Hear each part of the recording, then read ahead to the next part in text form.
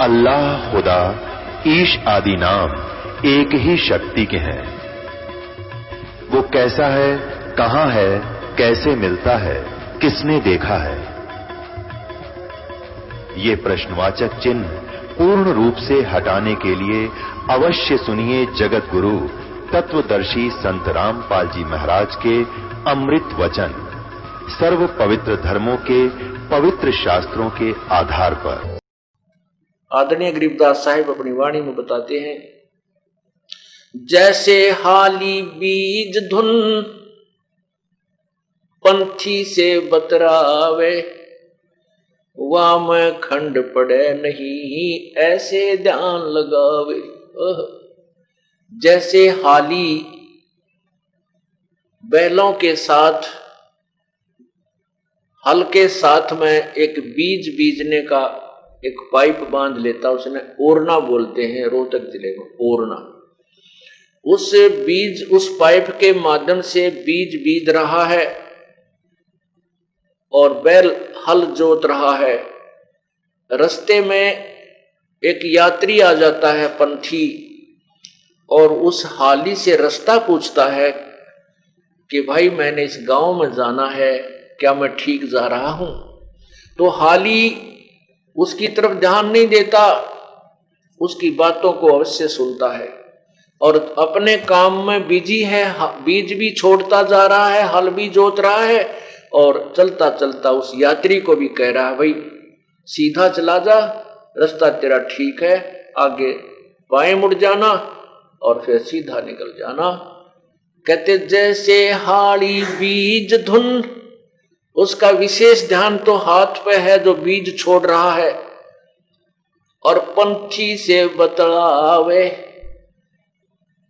वाम खंड पड़े नहीं ही ऐसे ध्यान लगावे। ऐसे स्मरण होता है, ऐसे वो सहज समाधि होती है, ऐसे ढोंग, ऐसे हठ योग को प्रत्येक शास्त्र में मना किया। तो इस बात की खटक वाजिद जी का लगी, भैया बात तो आज नहीं सुनी मैंने।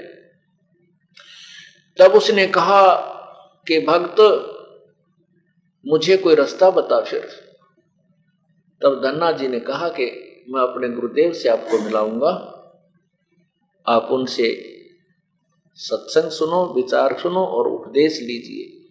तब धन्ना जी ने परमात्मा से मिलाया, यानी वो पूर्ण परमात्मा ना जाने कितनी बार प्रकट होते हैं, लेकिन तब उन्होंने इस तत्व ज्ञान को नहीं और सारनाम को नहीं उजागर किया, लेकिन उन पुण्यात्माओं को ऐसी भक्ति दे दी ताकि उनको मनुष्य जन्म बहुत मिलते रहे, और उन्हीं मनुष्य जन्मों में परमात्मा आके संभाल लेते। तब बाजिद जी ने वो जो हठ योग था वो छोड़ा और सत साधना, जो भी गुरुदेव ने उस साधना बताई वैसे शुरू की। उसके बाद फिर वाजिद जी का फिर मनुष्य जन्म हुआ। कबीर परमेश्वर जब 600 साल यहाँ पहले 120 वर्ष रह के गए, तब फिर वही आत्मा उनसे मिली, उनका जन्म हुआ दोबारा। फिर कबीर परमेश्वर की शरण में आए और तब वाजिद जी वाली आत्मा का यानी कल्याण हुआ। पुण्यात्माओं, परमात्मा की भक्ति के लिए तड़फ तो प्रत्येक आत्मा की है, क्योंकि जब से उससे बिछड़ी है, लेकिन जब तक हमारी वे ऑफ वर्शिप, पूजा की विधि शास्त्र अनुसार नहीं होगी, तत्व ज्ञान के आधार से नहीं होगी, तब तक हम कितनी ही साधना के करें और कितनी ही मेहनत करें, वो विफल हो जाती है। आपने ये तत्व ज्ञान जो सुनने को मिला है, आपके बहुत जन्म जन्मांतर के अत्यधिक पुण्य आपके साथ है। आपने अभी सुना इस पद में, पिप्पा दरिया में कूद गए जिन कैसी करी डिठाई, भाई वो नरपाड़ा जीत गए जिन सिर धड़की बाजी लाई। एक पीपा ठाकुर, एक पीपा राम ठाकुर राजा था नागौर शहर का, वो माता का पुजारी था, शेरा वाली माता का दृढ़ पुजारी था, और भक्ति की चाह उसके अंदर विशेष थी।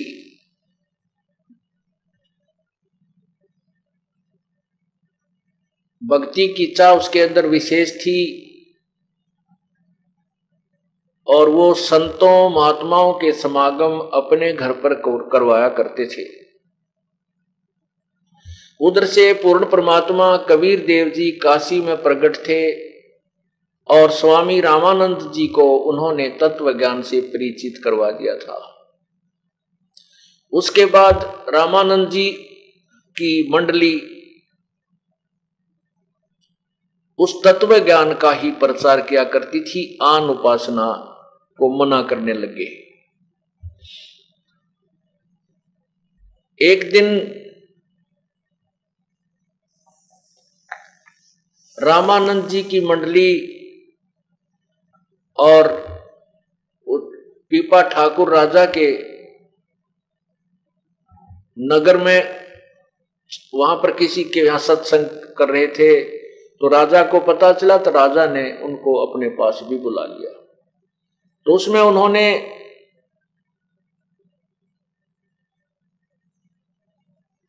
पूर्ण परमात्मा की महिमा का गुणगान किया, और अन्य जो पूजाएं थी उनको छोड़ने के लिए प्रेरित किया।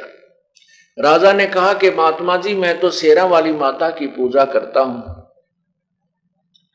मैं इससे ऊपर किसी शक्ति को नहीं मानता, कोई पावर नहीं है। तब रामानंद जी ने कहा कि अब तो हम जा रहे हैं और फिर आएंगे।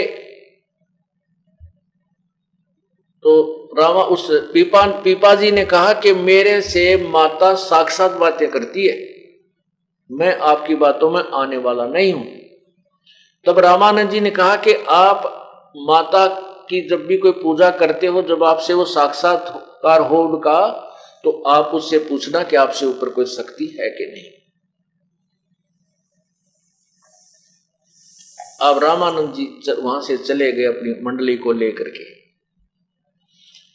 अब राजा ने अपनी विधिवत पूजा की, उसको तो कसक लगी, और फिर वो माता का साक्षात्कार हुआ। तब माता से प्रश्न किया कि हे माता, हे दुर्गा, क्या आपसे भी ऊपर कोई शक्ति है? तब दुर्गा ने कहा, हाँ भाई, मेरे से ऊपर भी शक्ति है, क्योंकि ये देवता है, ये झूठ नहीं बोलते हैं, तो हम इनकी महिमा उलट सुलट गाते रहते हैं। तो उसने कहा, भाई मेरे से ऊपर बहुत बड़ी शक्ति है, लेकिन वो तुम्हें मिल नहीं सकती, वो दर्शन नहीं देती, उसकी साधना व्यर्थ है। इस बात की खटक और लाएगी पीपा का, भाई जब इन तो ऊपर शक्ति है और वो कहते हैं वो दर्शन देती है, तो अभी संत आए थे। तब उसने कहा, माता, अभी वो संत जो आए थे वो कह रहे थे कि वो शक्ति की प्राप्ति हो सकती है उस परमात्मा की। ने बोली, भाई अगर तूने उससे उस परमात्मा से मिलना, हर कोई मिलाने वाला मिल जाता तो कोशिश कर लेना। यूं कहकर अंतर्ध्यान हो गई। अब दोबारा जब वो रामानंद जी गए मंडली लेकर के, तो तत्व ज्ञान सुना और कहा, मैंने माता से पूछ लिया है कि वास्तव में और शक्ति है, तो मैं आपके साथ चलूंगा, मैं इस राज्य को त्यागता हूं। अब उसने रामानंद जी ने सोचा, ये राजा ही तो किरा कौन से मूड में है, और फिर यू वहां जाकर शर्मा दर्द करेगा, नु कहेगा मेरा राज छुटवा दिया, फलाना करवा दिया। तो बोला, जी अभी तो हम कहीं और जा रहे हैं और आश्रम की तरफ नहीं जा रहे हैं, आप फिर वहां आश्रम में आ जाना। अब राजा उसने कहा, भी ठीक है। उधर से उसकी 3 रानियां थी। हाँ, उसकी 3 रानियां थी राजा पीपा की।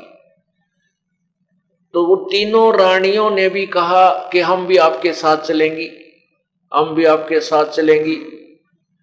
अब पीपा जी को समस्या होगी, उसने रामानंद जी से कहा कि हे गुरुदेव, या तो समस्या ज्यों की तो रहेगी, ये रानियां मेरे साथ फिर चलेंगी, वो बखेड़ा वहां फिर रहेगा, इनकी रोज लड़ाई रहेगी, मैं इनके सुलटाने में लग गया रहूंगा। हे भगवान अब इन तो पीछा और छुटवाओ, आप पर कोई विधि बताओ। तब परमात्मा रामानंद जी ने कहा कि एक तरकीब है, तीनों को बुलाओ। अब तीनों रानी, परमात्मा बोले भी, रामानंद जी बोले भी ठीक है, तुम भी बोलो तैयार, राजा के साथ चल पड़ना। तो तीनों की तीनवा ने सारे गहने पहन लिए, कोटी जितने भी थे, हार भी, दो आड़े को वो सोने के कड़े बना रखे जो भरा भरा पहरा करते राजस्थानी है, और पाया में भी और काना में भी, सारे पूरी लद पद होगी सोने में, और बढ़िया सुंदर कपड़े पहन लिए। तीनों अपना तैयार होकर आगे चलो, हम भी चलेंगे। अब बता, ये कोई वैराग धारण करने की तरीका था उनका। तब रामानंद जी बोले, बहन बेटी बात सुनो। अब पीपा से कहा कि मैं तरीका बताऊंगा, तू बोलिए मत। ठीक है जी, आप जैसे कोई। तो रामानंद जी बोले, बेटी जिन्होंने पीपा जी के साथ चलना है, ये सारे गहने जेवरात तार कर धर दो, रास्ते में करा कौन लूट ले ना, मेरा कितने ठग मिलेंगे। अब वो तीनों चली गई। उनमें से एक का नाम सीता था। उस सीता ने तो सारे गहने तार तोड़ कर धर दिए और सिंपल ड्रेस पहन ली, साधारण से साड़ी, और उन दोनों ने नहीं उतारे। जब राजा ने, वो सीता तो आके खड़ी होगी जी मैं तैयार हूं, मैंने तो ये सब उतार दिए गहने। वो दोनों कहने लगी, गहने ना छोड़ा, हम ये ना छोड़े हमारे पे, हम ना चलते, हम ना जाते, गहने कौन छूटे। तो परमात्मा और रामानंद जी बोले, ले भाई आधी बीमारी तक कटी, एक रहेगी, अब इसने भी देखते हैं। तो उसने कहा, बेटी वह जो सीता रह गई थी कि बेटी ऐसे नहीं चला जाएगा, वहां तो मेरा ने कितनी बुढ़ी अच्छी सुननी पड़ेगी दुनिया की, किरा कौन क्या क्या कहेगा, तुम्हारी जवान अवस्था है बेटी, वहां ऐसे नहीं जाया जाएगा। ने बोले जी कुछ भी कुछ कहो, कोई भी, मैं अपने पति के साथ जाऊंगी और भक्ति करूंगी, इसके बीच में जो ना मैं नहीं रह सकती। तो उसने कहा, बेटी अगर आपने चलना है तो ये साड़ी उतार दे, नग्न होके चलना पड़ेगा तुझे हमारे साथ। सीता बोली, अभी ले। वो जब लागी साड़ी उतार, तब रामानंद बोले, बस बेटी बस बस डट जा। तब कहा, पीपा ये तेरा बिल्कुल सच्चा साथी है, ये आत्मा परमात्मा को चाहने वाली है, ये तुझे बाधा नहीं करेगी भक्ति में, कहीं पर भी आप इसको साथ ले सकते। अब रामानंद जी तो दूसरी साइड में चले गए और कहने लगा, अब तू आ जाइए, अब फिर देख कमजोरी। अब राजा ने क्या किया, घोड़े और उन पर नरा धन धर लिया, कूड़ा ले जाऊंगा, फिर वो धन धर के घोड़िया पे अब भंडारा करूंगा गुरुजिया के पास जाके, और घने घोड़े ले रहा। तो 5-7 दिन के बाद वो रामानंद जी के आश्रम में पहुंच गया, सारे साजबाज ने लेकर, सैनिक भी साथ में। तब रामानंद जी के पास राजा पहुंचा, साथ में वो उसकी पत्नी थी। तो रामानंद जी ने कहा, अरण्य खूब, वो तो राजा वाली वेशभूषा में था जब तक। तब रामानंद जी ने कहा कि, स्वामी जी ने कहा कि राजा यहां तो आपने दास बन के रहना होगा, राजा बनकर नहीं, और जितने भी तेरे ये घोड़े घाड़े हैं इनने भाई तो छोड़ा वापस, इनके यहां कहां रखेंगे। तो उसी समय कहते हैं उसने सारे घोड़ों को वहीं बेचकर जितना धन था और सारे का भंडारा करवा दिया गुरुदेव के आदेश से, और सीता और वो दोनों रहने लगे। एक दिन क्या हुआ, ये भोले बहुत होते हैं, संत विश्वासी होते हैं। तो पीपा और सीता वो जमुना के किनारे बनारस में, काशी में घूम रहे थे। अब उन्होंने इतना तो सुना था कि भगवान श्री कृष्ण की द्वारका दरिया में यानी समुद्र जल ने डबो रखी है। अब उनको पूरी कथा का ज्ञान नहीं था, ऐसे दोनों जने, वो पीपा और उसकी पत्नी सीता, ऐसे नहर की पटड़ी दरिया के साथ साथ टहल रहे थे।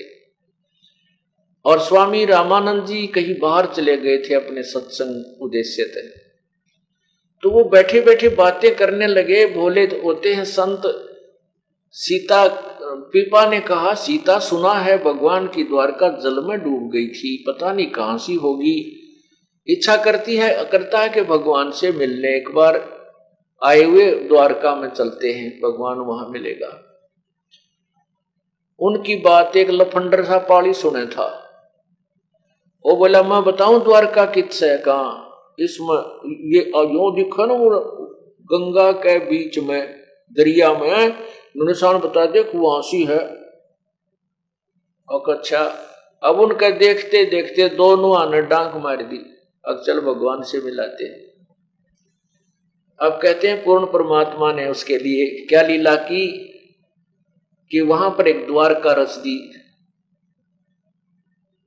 उस जल में, दरिया, उस जमुना के जल में, गंगा के जल में। और ऐसे ही वहां कृष्ण रूप धार के पूर्ण परमात्मा उस पीपा और सीता के साथ रहा, उनको खूब अच्छे भोजन करवाए हैं। और भाई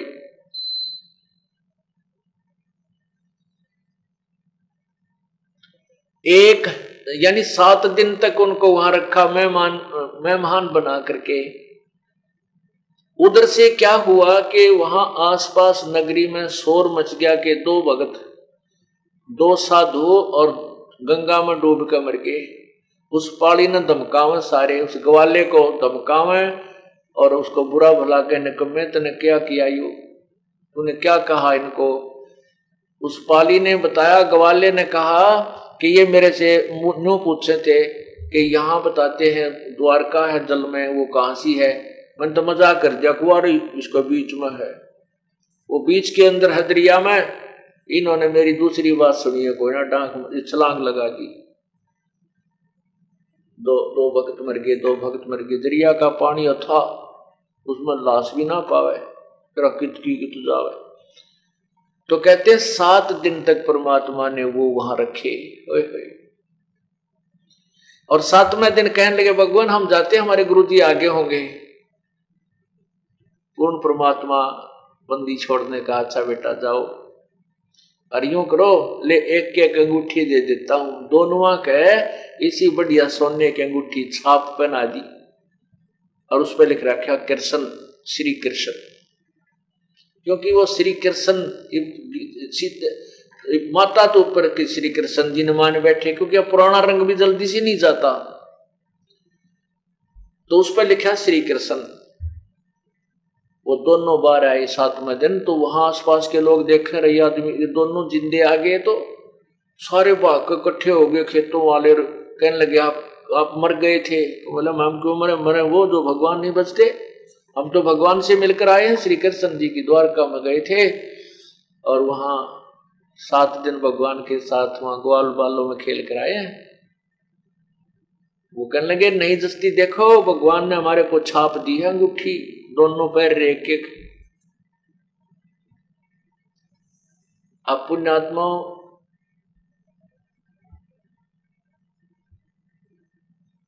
परमात्मा जो है ये समर्थ शक्ति है, वो पूर्ण ब्रह्म है। इस भक्ति को जीवित रखने के लिए वो ना जाने क्या क्या लीलाएं करता है।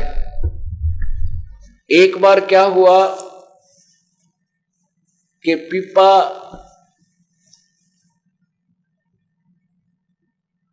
और सीता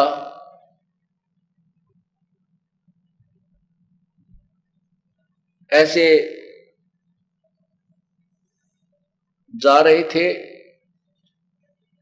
और जाते वो एक उसमें बैठ गए वृक्ष के नीचे।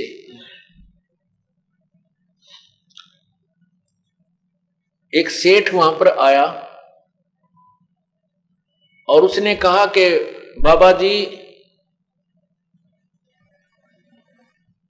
तेरे को भूख लगी होगी। कहाँ भाई, भूख तो लगी जाती है। तो उनको भोजन कराया, अच्छी तरह आहार करवाया। फिर कहने लगा कि इस औरत का तू क्या करेगा बाबा जी, ये दुखी हो रही तेरे साथ, इसको मेरे साथ भेज दे, मुझे दे दे। ने बोला ले जा भाई, तेरा बुलाओ, मैं भी दुखी हो रहा हूं इस तरह, ले जा। और सीता उसके गेल उठ कर चल पड़ी। अगदा भगवान तो सेठ के पास जा, इसको आवश्यकता होगी रोटी टूका बनाने की, खाना खुना बनाने की, चली गई। अब उसने सेठ ने तो ऊपर चौबारे में छोड़ दी, तू यहाँ नहा धो ले और कपड़े कुपड़े बदल ले, अच्छे बढ़िया कपड़े ला दिए।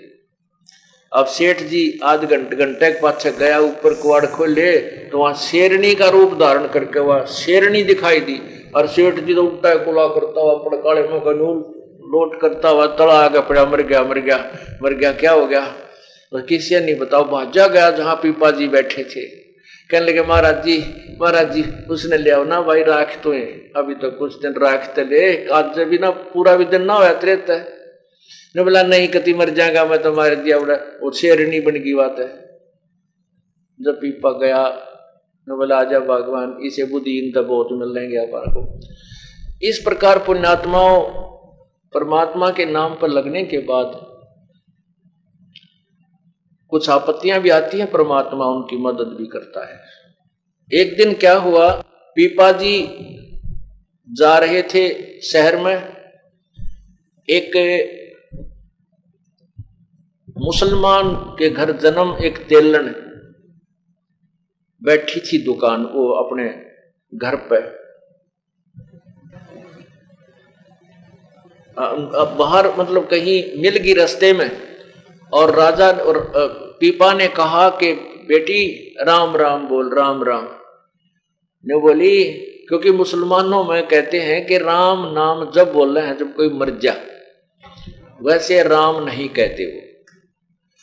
तो मालन बोली कि राम राम क्यों बोलूं, हमारा कोई मर रहा है, तुम बोलो राम। ने बोला अच्छा राम राम कोई मरने के बाद बोला जाता है? कहा हमारे तो मर जाना कोई जब राम बोला करें। पीपा कहे तेरा कौन इसम, तेलन कहे तेरा कौन इसम, तेरा कौन धर्म है, तू मुझे राम राम कहने को बोल रहा है? पीपा बोला तेरा मरियो खसम। अक्चल राम तो बोल रहे तेरा खसम मर जाएगा, पति मर जाएगा। अब मालन घर पे आई, देखा तो तेली जो है अपने उस बैल के लिए घास को ठीक, चारे को ठीक करे था, न्यार रोड़े था, चनों का घास था, उसको ऐसे करके उसमें तो वो मोटे मोटे लकड़ी से बाहर निकाल दिया करें उसको, भाई पशु को खाने में दुखी ना हो, ऐसे कर रहा था। तो उधर से संत ने कहा तेरा मरियो कसम, ओढ़े लो डिग गया, वो मर गया। अब पीपा और तेली मर गया, और जो ही उस तेलन ने आके घर पर देखा तो तेली मरा पड़ा। तो वो आसपास के लोग इकट्ठे हो गए और कहने लगे लाओ किताब बोलो इब राम राम। पीपा जी फिर पहुंच गए, अकमाई ले ही बोल तू राम राम। अरे पति मर गया तेरा, अब तो राम बोलेगी। तब पाया पड़ गए सारे, और जितने भी परिवार के सदस्य थे सारी कहानी बताई उसने जी, ऐसे ऐसे मेरे से मुख से ये निकल गया कि तुम बोलो राम थारे मर जा, जब तुम बोलो हमारे कोई मर गया, जब हम तो तब बोलते हैं, हमारा कोई मरा थोड़ा ही है। तो ये बोला ले तारा मरे जागा, तेरा पति मर जाओ। फिर तब बोलेगी भगवान का नाम तू। फिर पैर पकड़ लिए सारे उस कुल के लोगों ने, मालन ने, उस तेलन ने भी माफी मांगी। तब परमात्मा ने वो पकड़ कर, उस पीपा जी ने पकड़ कर बाजू और तेली खड़ा कर दिया, उठ भाई। तब उनको प्रचार समझाया कि भगवान के नाम में ये भिन्नता मत करो, राम कहो, अल्लाह कहो, साहेब कहो चाहे खुदा, और सर्व आत्मा साहेब की वो ना ही काहू से जुदा। वो सब आत्माओं से एक परमात्मा की है। तुम ऐसी बाढ़ बना कर मत बैठो, हम राम नहीं कहें, हम अल्लाह नहीं कहें, नहीं, ये सब शक्ति बोधक शब्द हैं उसी परमात्मा के। तो पुण्यात्माओं, जब रामानंद जी थक गए और कहा कबीर प्रभु से कि प्रभु आप ही संभालो, इस सारे 7 बाज रहे। तब परमात्मा ने उस पीपा जी को भी, कबीर परमेश्वर ने पीपा जी को, रविदास जी को और मीराबाई को और भी बहुत से जो उनके उपदेशी थे जो उनको उपदेश दिया और उनका कल्याण किया। अब पुण्यात्माओं, साधना पूर्व जन्म की जो साधना थी उस पिछले जन्म की कमाई से ही इतनी हिम्मत आती है कि दरिया में कूद जाना, अपनी पत्नी को किसी के साथ भेज देना, उनको विश्वास इतना दृढ़ बन जाता परमात्मा पे कि इसको आंच नहीं आ सकती, ये सत्य के ऊपर है और प्रभु हमारे साथ है। तो इतना दृढ़ विश्वास होना भी कोई बालकों का खेल नहीं है। ये भी पूर्व जन्म जन्मांतर के ना जाने कितने जन्मों की पुण्य कमाई आपके साथ होती है। लेकिन भविष्य में, वर्तमान में यदि कोई साधना ठीक नहीं मिलती है तो वो सब धरी की धराई रह जाती है और सब नरक के भागी बनते हैं।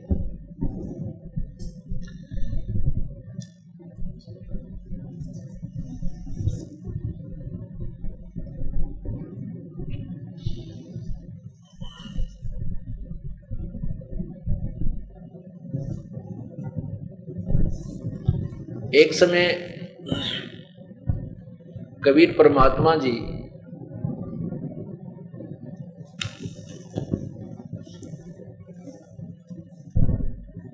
किसी भक्त के यहाँ सत्संग, वहां काशी में, बनारस में सत्संग किया करते थे। तो वहां एक दामोदर नाम के एक सेठ रहते थे काशी बनारस में। बहुत बड़े सेठ थे, उनके अपने जहाज थे और जहाज के माध्यम से वो दरियाओं के अंदर, बड़ी बड़ी दरियाओं नदियों के अंदर से जहाज ले जाता था और दूसरे जो है ना प्रदेशों में जाकर के व्यापार बिजनेस किया करता था। वो बहुत ही धार्मिक व्यक्ति था, भगवान श्री राम श्री कृष्ण का पक्का पुजारी था। उसकी पत्नी धर्मवती, वो भी बहुत ही श्रद्धालु थी, परमात्मा की चाहने वाली थी।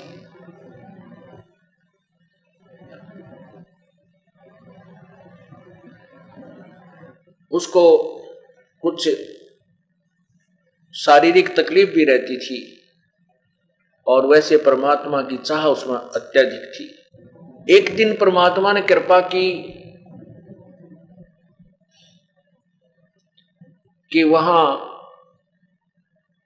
एक उस दामोदर सेठ के घर के आसपास ही सत्संग किया। अब वो धर्मवती भी सत्संग सुनने के लिए आ गई। सत्संग के अंदर परमात्मा ने यही तत्व ज्ञान सुनाया। अब वो धर्मवती जो थी बहुत पुजारिन थी, अन्य आन उपासना भी बहुत करती थी, लेकिन बुद्धिमान बहुत थी। परमात्मा ने पूरा ज्ञान समझाया कि ब्रह्मा विष्णु महेश की पूजा जो की जाती है, इन पूजाओं से मोक्ष नहीं होता। और भी आत्म ज्ञान समझाया और भक्ति के मार्ग में चेतावनी दी। क्या कहा? सत्संग में बताया,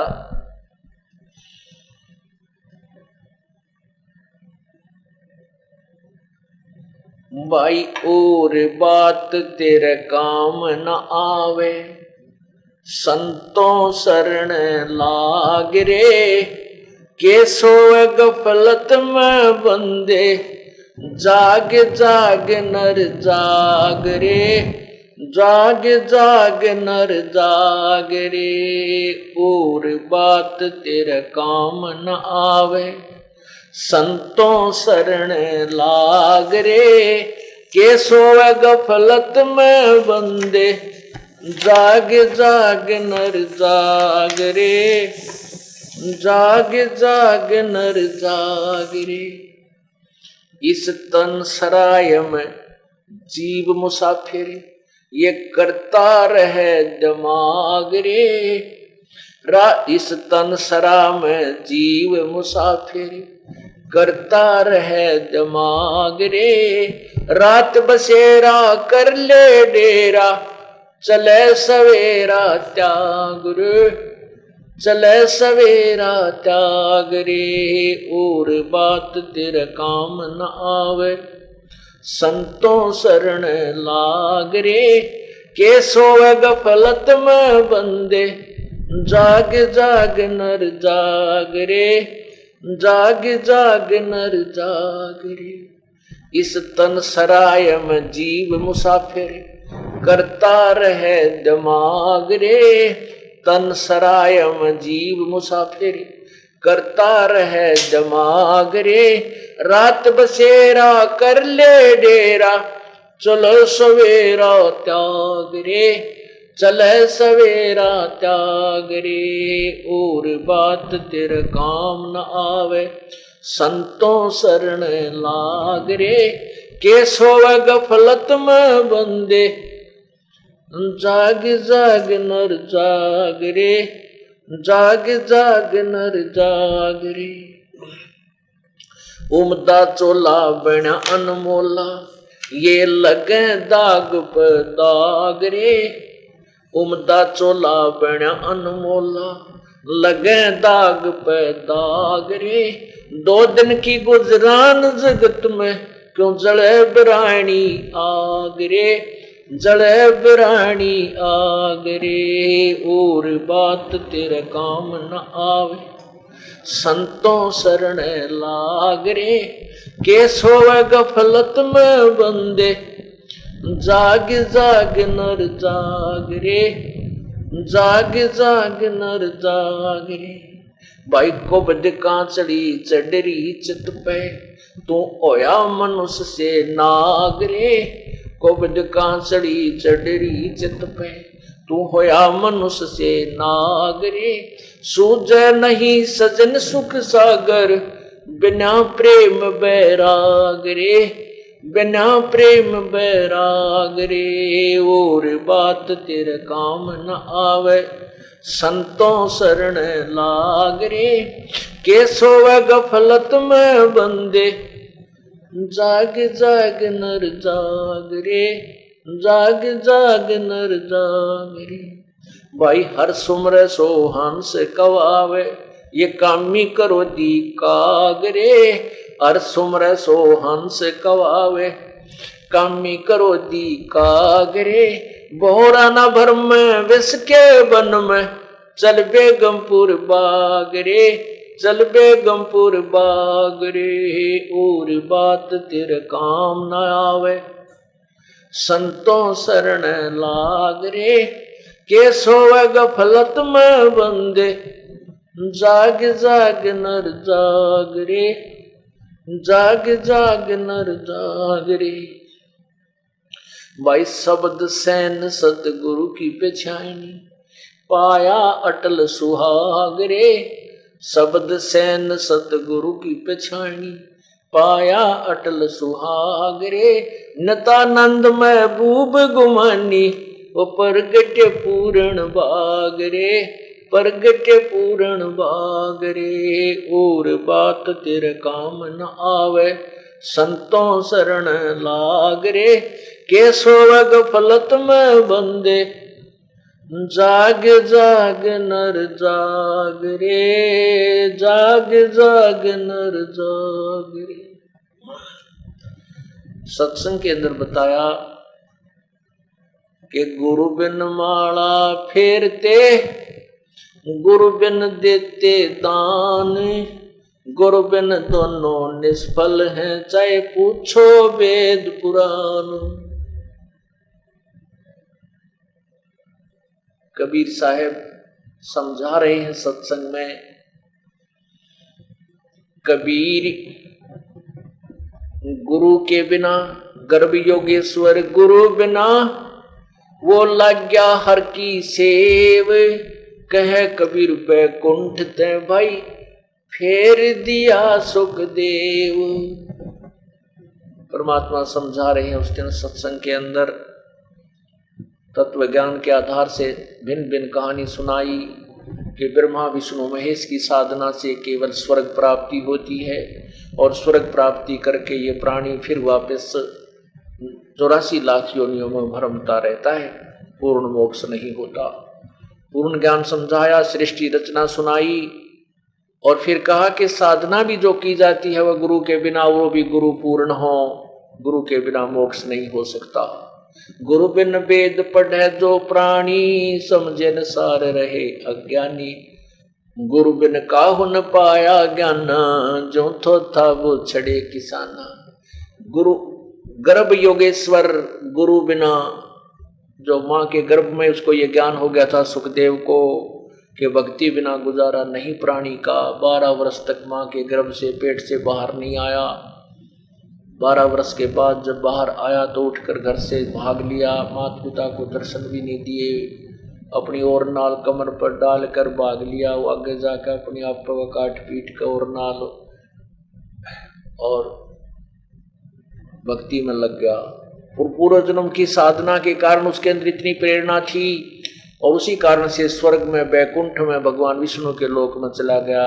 उसका गुरु नहीं था कोई भी, इसलिए सुखदेव ऋषि को भी बैकुंठ से, स्वर्ग से वापस भेज दिया गया। फिर राजा जनक गुरु किए, फिर कीनी हर की सेव, कह कबीर बैकुंठ में उल्ट मिले सुखदेव। फिर गुरु राजा जनक से गुरु उपदेश लेकर के उस सुखदेव ऋषि ने फिर भगवान की साधना की तो फिर वो स्वर्ग में चला गया। और भी बहुत सी कथाएं सुनाई।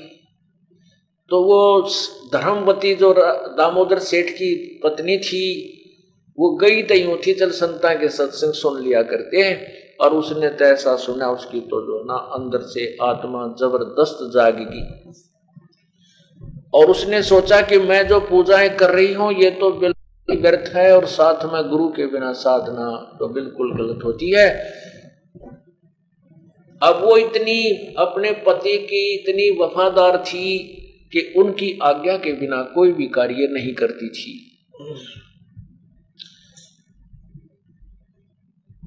अब उसको धर्मवती को यह तड़फ लागी कि आज क्या करूं। परमात्मा ये भी साथ में कह रहे थे, आज कर काल करे सो आज करे, आज करे सो अब, भाई पल में प्रलय हो जागी, फिर करेंगे कब।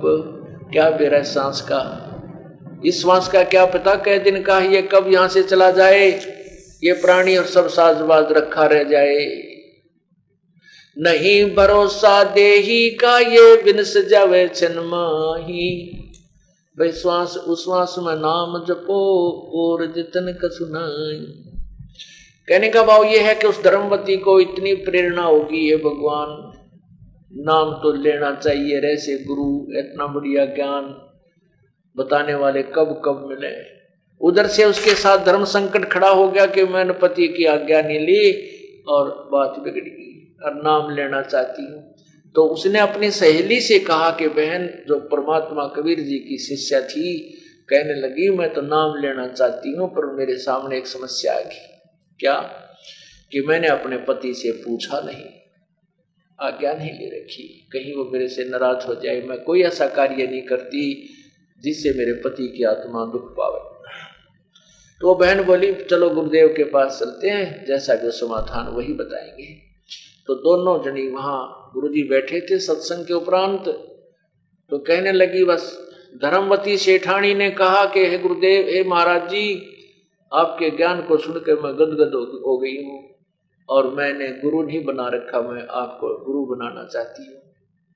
परमात्मा बोले बेटी फिर ना उपदेश ले, इसमें देरी क्यों कर रही है कि मेरे सामने एक धर्म संकट खड़ा हो गया। हे प्रभु आप ही उसका समाधान करो, एक समस्या है। परमात्मा ने कहा क्या समस्या है बताओ। कि मैं कोई भी आज तक मैंने कोई काम ऐसा नहीं किया है तो अपने पति की आज्ञा ना ली हो। मेरे पति दूर देश गए हुए हैं और वो ना मेरा महीने माह में, 2 महीने माह में, 6 महीने माह में, और आपके ज्ञान से मैं इतनी तड़फ गई हूं कि मैं एक दिन भी नहीं छोड़ना चाहती। सांस का कोई भरोसा नहीं। हमारे रिश्तेदारी में ऐसे उसको पता था कि ऐसे व्यक्ति, युवा व्यक्ति अचानक मर गए। कई मौत हो चुकी है, वो इस चीज से डरी हुई थी। तो मैं क्या करूं भगवान? परमात्मा ने कहा, बेटी ये आत्म कल्याण का मामला है, ये कोई संसारिक व्यवहार का काम नहीं, मामला नहीं है। जो भी संसारिक कार्य हैं अपने पति की आज्ञा लो और बोल बतला के काम करो, घर में शांति बनी रहेगी। और आत्म कल्याण के मार्ग में कोई किसी से सलाह लेने की आवश्यकता नहीं है। आपका और सेठ जी का जितना भी संयोग है, उसके बाद आपका रास्ता अलग है, उसका रास्ता अलग है। यदि भक्ति नहीं करेगी तो 84 लाख योनियों में आपने दंड भोगने होंगे। तो उसको ये बात समझ में आ गई, ये प्रभु मैं नाम अवश्य लेना चाहती हूँ। और आपने ये बात स्पष्ट कर दी कि आत्म कल्याण के मार्ग में किसी की सलाह की जरूरत नहीं है। अपने जीवन का स्वयं जिम्मेवार होता है प्राणी। और अपने पति को भी समझाना, भला मानस बताती है तो वो भी हो सकता है तेरे साथ ही भक्ति परमात्मा का साधना करने लग जाए। तो उसने कहा, ठीक है गुरुदेव, मेरी लज्जा रखना, मेरा पति मेरे से नाराज ना हो। उस भक्तमती धर्मवती ने परमात्मा से उपदेश ले लिया और कुछ दिनों के बाद वो सेठ जी वापस आ गए। और उस दिन भी रात्रि का सत्संग था उसी पड़ोस में, धर्मवती के बिल्कुल साथ में ही सत्संग था, थोड़ी सी दूरी पे। अब वो धर्मवती बहुत समझदार थी, उसने सोचा आज मैं अपने पति से प्रार्थना करूंगी। जब वो खाना खाने लगा, सेठ जी ने खाना जब खा लिया, तब धर्मवती ने कहा, जी मेरे से एक गलती बन गई, आप मुझे क्षमा कर देना। अब वो दामोदर सेठ कहने लगा कि मेरी पत्नी पर मुझे पूर्ण विश्वास है कि वो ऐसी गलती नहीं कर सकती जिसको मैं क्षमा ना कर सकूं। अब जी मेरे पर बहुत गलती बन गई, आप माफ कर देना। अब कोई बात नहीं, बताओ क्या गलती बन गई? कि मैंने आज तक कोई भी कार्य आपकी आज्ञा के बिना नहीं किया था, परंतु यहां पड़ोस में एक सत्संग हो रहा था और मैं सत्संग सुनने चली गई उस सहेली के साथ, और महाराज जी ने ऐसी बढ़िया बढ़िया बातें बनाई। महाराज मेरा तो नाम लेने को दिल कर गया, मैंने गुरु बना लिया, आपसे पूछ नहीं सकी। तो दामोदर सेठ परमात्मा कहते हैं ऐसे बुद्धि बदलता है प्रभु अपने बच्चों के लिए। तो दामोदर सेठ ने एकदम कहा कि यह क्या गलती, हमने तो नहीं सुना है गुरु बिन मोक्ष नहीं होता। आपने तो बहुत अच्छा, आपके बड़े अच्छे भाग हैं, आपने गुरु बना लिया। यह कौन सी गलती, इसमें क्या पूछने की बात थी, कौन सी इसमें आपने गलत कर दिया। अब 100 शुक्र मनाए उस प्यारी आत्मा ने अपने परमात्मा के, परमात्मा आपने बड़ी दया करी, आपत्ति टाल दी मेरी सारी। ये फिर उसने सोचा कि ये लोग ऐसे ही होते हैं, कोई कुछ कहेगा क्योंकि ये बाहर ज्यादा रहता है, और किसी ने इसके कान में फूंक मार दी कि तेरी पत्नी रात को ऐसे करती है, वहां जाती है, तो कहीं ये हमारे गृहस्थ जीवन में कोई बाधा ना बन जाए। और ये ऐसा भक्त है, एक बार अपनी आंखें देख लेगा उस सत्संग में जाकर के, फिर ये किसी की नहीं सुनता, तो सारा संसार कुछ कहता रहे, नहीं सुनेगा। तो उसने मन में सोची कि एक बार सेठ जी को वो सत्संग स्थल दिखा दूं, गुरु जी क्या क्या बात बताते हैं, हम बहन भाई वहां सत्संग में जाते हैं तो किस प्रकार रहते हैं, कैसी हमारी क्रियाएं हैं। तो उसने कहा, जी आज ना गुरु जी का यही सत्संग है, थोड़ी सी दूरी पे है, और मेरी सहेली चलेगी। मैंने उसको कहा, बहन मैं तो अभी डट के आऊंगी, सेठ जी आगे खाना खुना खिलाऊंगी, और वो चलेगी, मैं अकेली रहेगी, आप मेरे साथ सत्संग में चलोगे। और बहुत दिन में सत्संग इधर आस पास हुआ है, और मैंने कह दिया गुरु जी से मैं आऊंगी जी, इधर से आप आ गए, आप मेरे साथ सत्संग में चलो। अब सेठ बोला, भगतमती मैं तो थका पड़ा हूं, लंबे सफर से आया हूं, मैं चलते पढ़ूंगा, फिर वहां जाते मुझे नींद आवेगी और सत्संग में सोना अच्छा नहीं लगता। सेठानी ने सोची, चल जीभ सीधा दाबी, कहने लगी जी आप नो करियो, पीछे सी बैठ जाइयो, नींद आवे तो लौट जियो, कोई गुरु जी कुछ ना कहते, पाछे अगर कोई आंख दुखी बीमार होता बाहर पिछले साइड में विश्राम कर लेता है। कहने का भाव ये है, सेठानी ने उस भगत आत्मा को तैयार कर दिया और दोनों जने सत्संग में आ गए। अब सत्संग में जब आए तो बैठ गए और सत्संग प्रारंभ हो गया। अब परमात्मा ने बताया कि ये सौदा फिर नाही संतो यो सौदा फिर नाही, ये लोहे जैसा ताव जाते काया देश राही।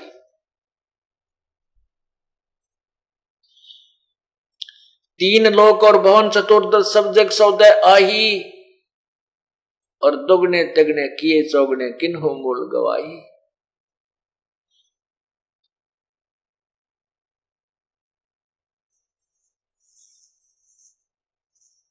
ये सौदा फिर नाही संतो यो सौदा फिर नाही।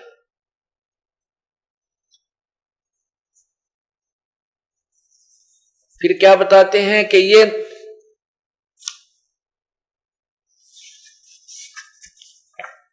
बंडा फूटे लेखा हो लेखा दरगा माही,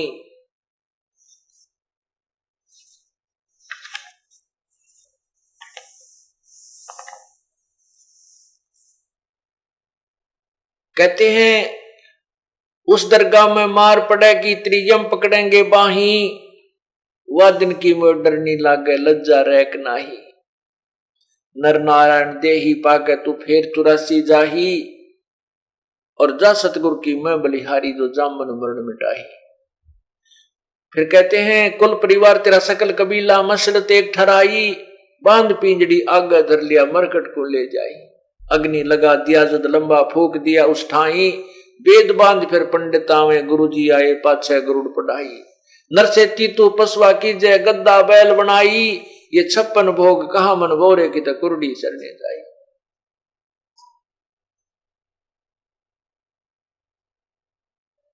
और जय सतगुरु की कहते हैं बहुत श्राद्ध खान को प्रेत सला पे जा बराजे पितरों पिंड भराई, और बहुत श्राद्ध खान को आए फिर काग वे कलमाई। जय सतगुरु की संगत करते तेरे सकल कर्म मिट कट जाई, अमरपुरी पर आसन होते जहां धूप ना छाई। पूर्ण परमात्मा ने सत्संग में ऐसे वचन कहे कि भाई अब तो हम आलस भी कर जाते हैं, भक्ति में भी आलस कर जाते हैं, और जब हम पशु बैल पक्षी बन जाएंगे, बैल बन गए, तो कोई आलस नहीं करने देगा। और फिर क्या आहार होगा पशु बनने के उपरांत?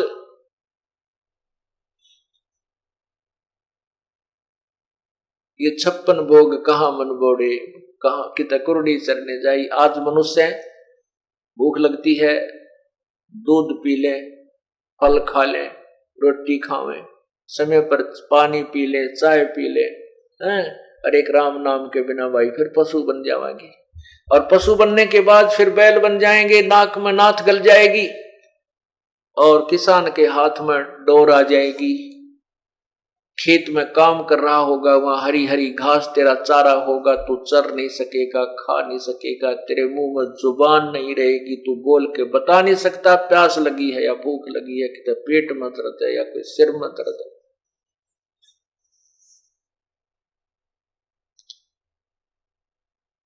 अब सेठ जी को कहा नींद आवे थी वह पुण्यात्मा का, उसके कहते कलेजा धड़कन लग गया, दिल की धड़कन बढ़ गई, तरह गजब हो गया, कहता बहुत बूढ़ी बनेगी। क्योंकि पुण्यात्माओं प्रत्येक व्यक्ति जो पूर्व संस्कारी होते हैं साधना अवश्य करते रहते हैं, और सेठ जी श्री राम श्री कृष्ण और देवी देवताओं का बहुत जबरदस्त पुजारी था। उसने जहाज के एक पूरे कक्ष में सभी देवताओं की मूर्तियां सजा रखी थी, सबकी जो तगड़ी पूजा करता था, आरती उरती करता था, क्यों सफर लंबा होता था, जाते आते भी खूब टाइम लग जाता, और फिर वहां भी अपने व्यापार बिजनेस करते समय भी जहाज में आकर विश्राम करता था। तब भी अपनी उसमें खूब पूजा, सारी मूर्ति राम की, कृष्ण की, सभी देवताओं की, देवी की, ब्रह्मा विष्णु महेश की, सबकी लगा रखी। फिर परमात्मा ने यह भी बताया कि भाई गुरु सतगुरु की पूजा जब करें तो आन उपासना नहीं करनी होती। गुरु के वचन पर जो डट जाता है उसको मोक्ष होता है। गुरु जी जो साधना बताते हैं सतगुरु वही करनी चाहिए, और गुरु के बिना मुक्ति नहीं होती। गुरु बिन माला फेरते, गुरु बिन देते दान, गुरु बिन दोनों निष्फल हैं से पूछो वेद पुराण। अब सेठ जी कहाँ तो थका हुआ था, सेठानी उसकी तरफ देख रही थी, उसको मालूम था कि ये इतनी पुण्यात्मा का आदमी है, ये एक बार गुरु जी के वचन सुन लेगा, ये मेरे से भी 21 भक्ति करेगा, क्योंकि वो सत्संग परमात्मा के सुन चुकी थी। और उसको सेठ जी के स्वभाव का भी पता था कि बहुत निर्मल आत्मा है, ये तो और शीघ्र ग्रहण करेगा। अब सत्संग समापन हुआ। उस देवी से, अपनी पत्नी से उसने कहा, दामोदर सेठ ने कहा, भगतमती मैं तो नाम लूंगा। वह बोली जी एक आधा सत्संग और सुन जोग ना, बस सुन लिया मैंने जो सुनना था, मैं तो नाम लूंगा। गुरु जी से पूछ ले मुझे उपदेश दे देंगे। तो वो कहने लगी जी मैं पता करती हूँ, इनकी मौज है, आज्ञा मौज हो जाते दे भी देंगे, पता कर लेती, अब पूछ ले बस, मैं तो नाम लूंगा। कहते एक के चोट से धारिया जिन मिलन दाचा, एक के बात बतेरी, जिसने भगवान की इच्छा होती है, जो परमात्मा चाहते वो बकवाद नहीं, घड़ी नहीं घड़ते, अपना कल्याण करवाने की तरफ तुरंत मुड़ जाते हैं। तो सेठानी जाकर, भगतमती जाकर बोली धर्मवती के हे गुरुदेव आज आपका बच्चा भी आया है, मेरे पति दी आए हैं, हे भगवान आपने बड़ी सुनी। मैंने तो डरती डरती ने कहा था कि मैंने उपदेश ले लिया, आप नाराज तो नहीं हो जाओगे। ये भगवान इतना सुथरा बोला गुरुदेव आपकी कृपा से। ने बोला बहुत अच्छा किया, गुरु तो भाग्य बनाते हैं और गुरु बिन मोक्ष नहीं बताते, आपके बड़े अच्छे भाग हैं। और आज मैं उसको इनको इसलिए लाई थी कि आपके वचन सुनते ही बात न मान सकता है, और नहीं तो कम से कम अपनी आंखों में देख लेगा कि लोगों की बातों में ना होगा कि बकवादी लोग पता नहीं क्या क्या कह देते हैं, रात तेरी औरत बाहर जाती है तेरे पीछे हैं, और कहीं इसके मन में कच्चापन ना आ जाए। गुरुदेव लाई तो मैं न्यू थी विशेष कर इसको कि अपनी आंखों देख लेगा वहां की व्यवस्था को, फिर ये संसार की नहीं मानता से धरती इधर से उधर हो जाए, ये नहीं सुनेगा किसी की, जब आंखें वहां की व्यवस्था देख लेगा। तो लाई तो मैं न्यू थी, परंतु आपकी बात इसके समझ में आ गई। प्रभु उपदेश लेने की कह रहा है, आपकी आज्ञा हो तो बुलाऊं अगला बेटी। और सत्संग इसीलिए किया जा रहा है कि ये प्राणी परमात्मा से जुड़े। तो सेठ जी को वो लड़की बुला ले कि आ जाओ, होगी रजा आप पे। सेठ जी ने जाते दंडवत प्रणाम किया। परमात्मा ने समझा कि दामोदर सेठ जब भक्ति गुरुदेव की भक्ति करते हैं तो एक एक वचन का पालन करना पड़ता है, तभी आपकी जो है ना भक्ति सफल होती है। कहा जी आप जैसे कहोगे गुरुदेव मैं वैसे ही करेगा आपका दास।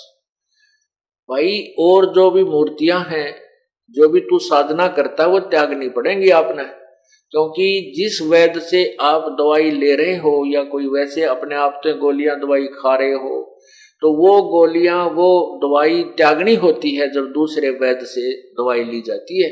हम जो साधना बताएं ये वही करना, वो पहले वाली ना, दूसरी मत करना, नहीं तो रिएक्शन भी हो जाती है। कहने लगा जी जो आप कहोगे वही करूंगा गुरुदेव, जो आप कहोगे वही करूंगा। कि भाई वो सब जो आपके पास जो मूर्तियां हैं वो हटा देना, केवल परमात्मा की अपने गुरुदेव की मूर्ति ही घर पे रखनी चाहिए। सारा कुछ समझा दिया। और ये और पूजाएं जो करते हो ये नहीं करनी। दामोदर सेठ बोला जी आपकी जैसे आपकी आज्ञा वैसे ही करूंगा। अब उसने वहां कबीर परमात्मा का हाथ से बना हुआ चित्र मिल रहा था बाहर, वो ले लिया गुरुदेव का। पहले कारीगर बड़े जबरदस्त हुआ करते, हाथ से जो की तो मूर्ति बना दिया करते थे और वो बाहर बेच रहे थे। वह मूर्ति ले ली, उपदेश ले लिया।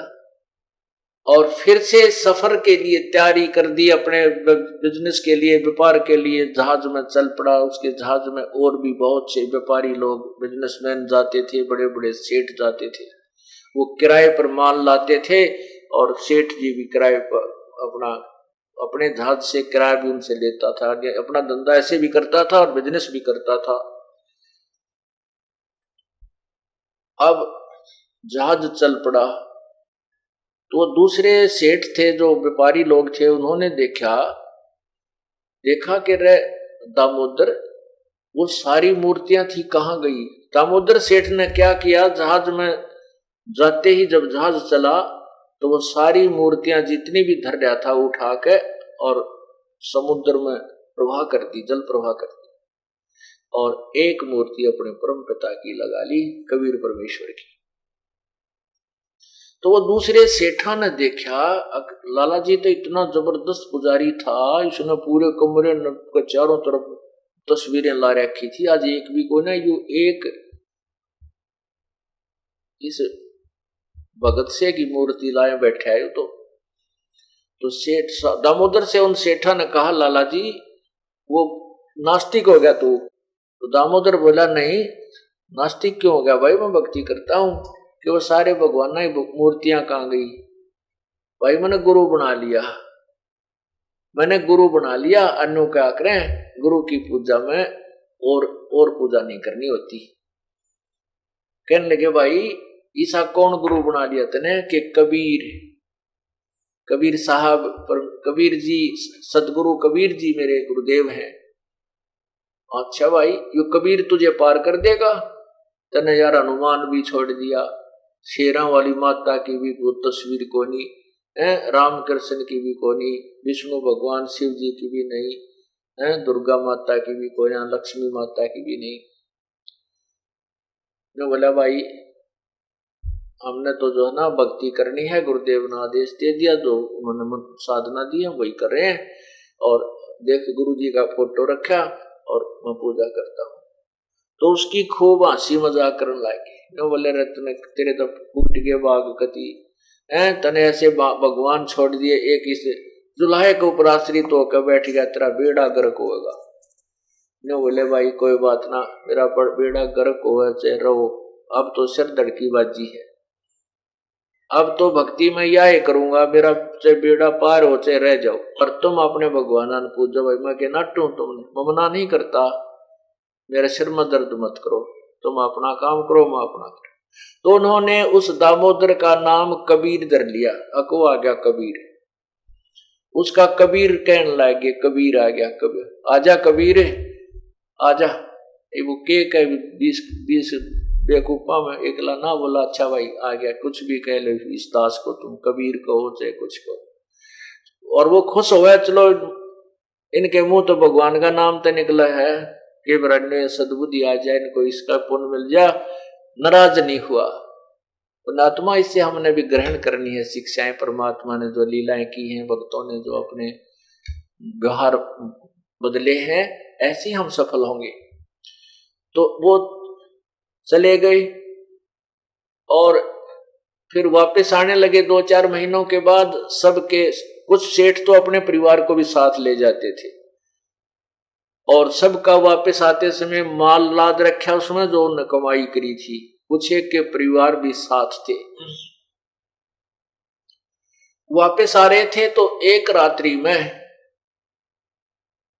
इतना भयंकर साइक्लोन आया, तूफान आया कि उस दरिया का जल बहुत, उस दिन वो कुछ दरिया से मैं करके और समुद्र से पार कर रहे थे, समुद्र के कुछ टुकड़े को पार करके उस दूसरे देश में, दूसरे प्रदेश में जाना था। तो समुद्र से जा रहे थे, आ रहे थे वापस। तो उनको एकदम ऐसा साइक्लोन, इतना जबरदस्त, एक तो समुद्री वो तूफान आता है, वो समुद्री तूफान 40 फुट ऊंचा पानी उठकर चल पड़ता है, और ऐसे ऐसे खूब।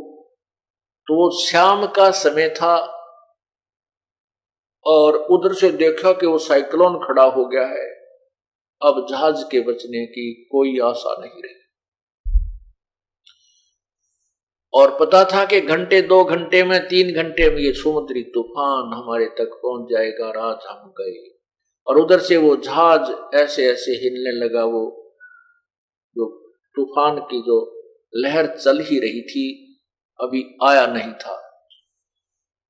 अब सब कांपने लग गए और अपने अपने भगवानों को याद कर रहे हैं। और दामोदर सेठ ऐसे अपना कमर लाए बैठा है,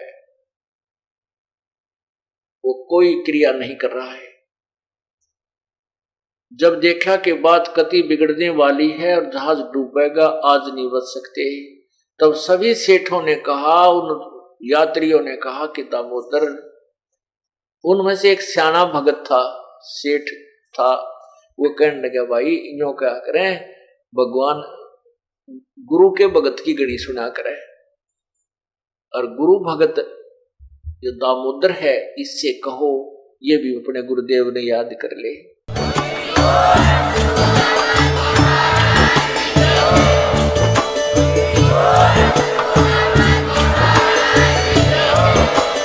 आप सुन रहे थे जगत गुरु तत्वदर्शी संत रामपाल जी महाराज जी के मंगल प्रवचन। अधिक जानकारी के लिए विजिट कीजिए हमारी वेबसाइट www.jagatgururampalji.org। संत रामपाल जी महाराज जी के शुभ आशीर्वाद से पूरे विश्व भर में 500 से भी ज्यादा नाम दीक्षा केंद्र हैं, जिन पर संत रामपाल जी महाराज जी द्वारा ऑनलाइन निशुल्क नाम दीक्षा दी जा रही है। अपने नजदीकी नाम दीक्षा केंद्र का पता करने के लिए संपर्क करें 8222880541।